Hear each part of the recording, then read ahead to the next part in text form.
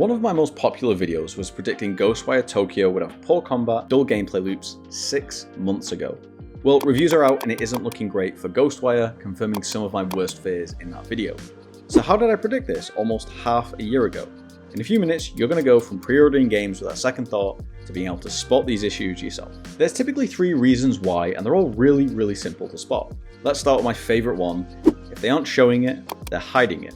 Time after time after time, studios will show polished trailers that move very quickly, masking out almost all of its features. Yes, CG trailers are a thing, but if it's 3, 4, 7 years into development, and you're still not getting gameplay or moment-to-moment player interactions, it's not looking good for the game you care about. I'm looking at you, No Man's Sky. I need a hook. I need the thing of No Man's Sky. I need to know, okay, we're getting to the center of the galaxy, great, but then what am I doing? I'm going to a planet and I'm just smelling flowers and then I fly somewhere else? What is happening in this game? Remember, incredible showcases do exist. Think Last of Us 1, Uncharted 4, God of War. They're all extended looks at gameplay without someone distracting you or telling you to look somewhere else or look at a different jump cut. It's just you and the game, taking a deep dive into what you care about in that moment, whether it be systems, mechanics, story beats, environments. Now, one of you is saying, you're dying to say it right now, but Drake, what about Watch Dogs 1? What about that trailer that turned out to be utterly impossible to run on current gen hardware? And with that, we have number 2, overpromising.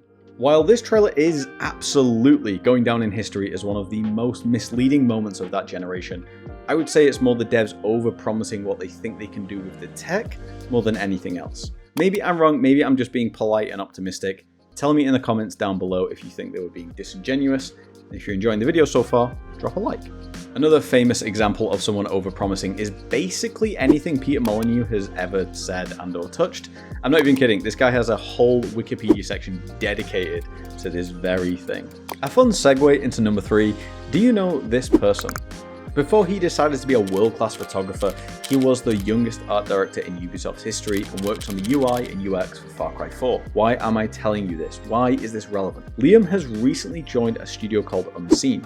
This studio is very important to us right now because it was founded by none other than Akumi Nakamura. Why do we care about this? Well, Nakamura is very important to you because number 3 is development hell. Now, it's important to note Nakamura didn't leave Tango Works, the developers behind Ghostwire, in a hostile way, no HR incident, nothing crazy. She was there for over a decade and for all intents and purposes, and by her own admission, she loved her time there. Nonetheless, this is a big departure, and departures like this can seriously hurt the vision and direction of a game. Think Cliff Bleszinski leaving Epic and Gears of War losing its way a little bit for a good couple of years, but really importantly, let's not conflate the two. A long development time does not mean a troubled development time. Games like Ghost of Tsushima, Last of Us 2, Doom 2016, Metal Gear 5, and like a bunch of others, even like Red Dead Redemption 2 had a dev time of like 9 years.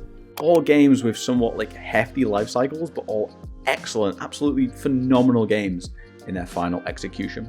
Do you think I've missed any? Is there a 4 and a 5 that could go on the list? And give me one example in the comments down below. Along with that like, I want to know one game that got absolutely overhyped to all ends.